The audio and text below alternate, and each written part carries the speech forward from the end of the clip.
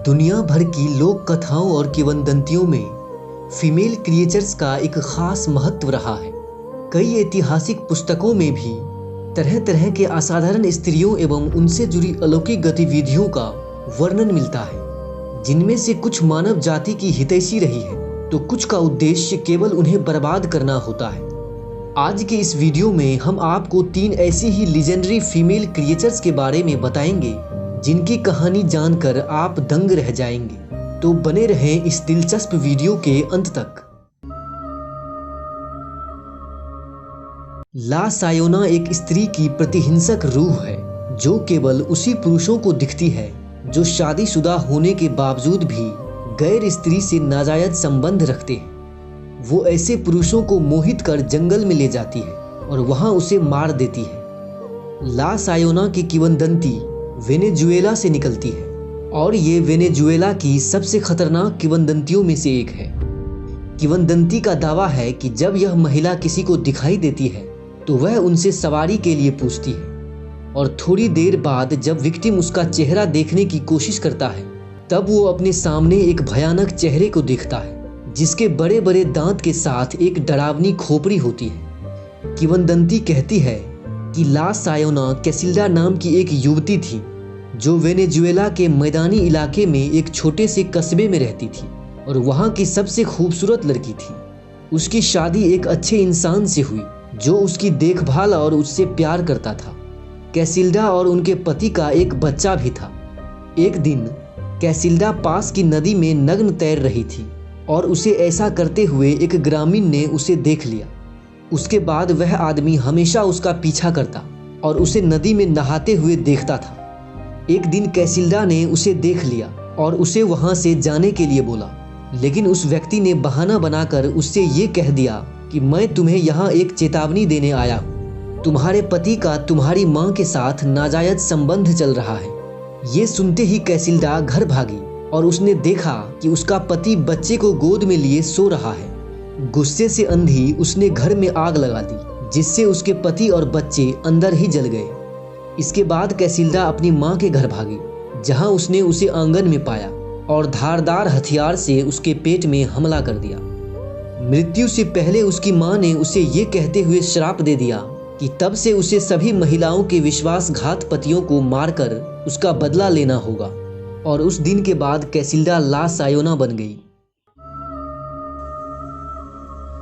पटसोला दक्षिण अमेरिकी लोक कथाओं की कई किंवदंतियों में से एक है जो एक फीमेल मॉन्स्टर होती है और जंगलों में निवास करती है। कहते हैं कि जब जंगलों के बीच से गुजरते हुए शिकारी या लकड़हारे किसी महिला के बारे में सोचते हैं तब पटसोला उनके सामने एक सुंदर और मोहक महिला के रूप में प्रकट हो जाती है और उसे गहरे जंगल में ले जाकर अपने असली रूप में आती है जो मानव मांस और खून की प्यासी एक पैर वाली क्रूर पिशाच जैसी भयानक रूप होती है। वो अपने शिकार के जिस्म पर हमला करके उसका खून पी जाती है। ला पटसोला दरअसल वैम्पायर किंवदंती से निकली है। लोकप्रिय मान्यता के अनुसार वह पर्वत श्रृंखलाओं और घने जंगल जैसे क्षेत्रों में निवास करती है। इन स्थानों के किनारों पर और मुख्य रूप से रात में वह नर शिकारियों, लकड़हारों, मिल मालिकों और पशु चरवाहों को अपना शिकार बनाती है। वह उनके दैनिक कार्यों में भी बाधा बनती है। पटसोला को आमतौर पर प्रकृति और जंगली जानवरों के लिए सुरक्षात्मक माना जाता है। माना जाता है कि ला पटसोला के पास केवल एक पैर है। केवल एक पैर होने के बावजूद वो जंगलों में तेजी से आगे बढ़ सकती है। अपनी असली रूप में ला पटसोला बहुत ही भयानक है। उसे एक स्तन, उभरी हुई आंखें, झुकी हुई नाक और बड़े होंठ वाले के रूप में वर्णित किया गया है। ला पटसोला विभिन्न आकृतियों और दिखावे में खुद को बदल सकती है।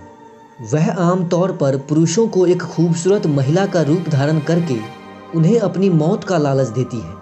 फिर वह अपने शिकार से खून चूसने के लिए अपने बिल्ली के समान नुकीले पंजे का उपयोग करती है। ला पटसोला की मूल कहानी अलग अलग है, लेकिन आमतौर पर सभी एक तिरस्कारपूर्ण, विश्वासघाती और बुरी महिला के पैटर्न का अनुसरण करती है। कुछ का मानना है कि वह एक माँ थी जिसने अपने ही बेटे को मार डाला और फिर उसे सजा के रूप में जंगल में भेज दिया गया। दूसरों का मानना है कि वह एक दुष्ट प्रलोभिका थी जो पुरुषों और महिलाओं दोनों के लिए क्रूर थी, और इस कारण से उसे कुल्हाड़ी से काट दिया गया, जिसके बाद वह मर गई और तब से जंगलों और पर्वत श्रृंखलाओं में अपना डेरा डाल दिया। तीसरी मूल कहानी में वह एक विश्वासघाती पत्नी थी, जिसने एक संरक्षक के साथ मिलकर अपने पति को धोखा दिया। उसकी बेवफाई का पता चलने पर ईर्ष्यालु पति ने उसकी और संरक्षक दोनों की हत्या कर दी। वह मर गई, लेकिन उसकी आत्मा एक पैर वाले शरीर में आज भी रहती है।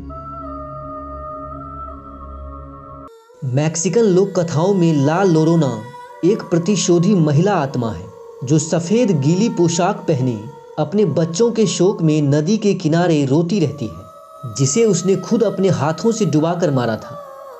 किंवदंती कहती है कि मारिया नाम की एक खूबसूरत महिला एक अमीर युवक से शादी करती है, जिससे वह 2 बच्चों को जन्म देती है। एक दिन मारिया अपने पति को दूसरी महिला के साथ देखती है और क्रोध में वह अपने बच्चों को एक नदी में डुबो देती है, जिसका उसे तुरंत पछतावा होता है और वो उसे बचाने की पूरी कोशिश करती है, लेकिन बचाने में असफल रहती है।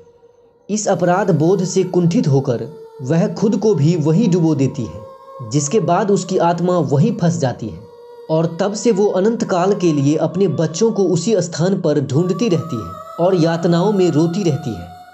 कहानी के दूसरे संस्करण के अनुसार उसके बच्चे नाजायज होते हैं और वह उन्हें डुबा देती है ताकि उनके पिता उन्हें अपनी नई बीवी के पास छीनकर ना ले जा पाए।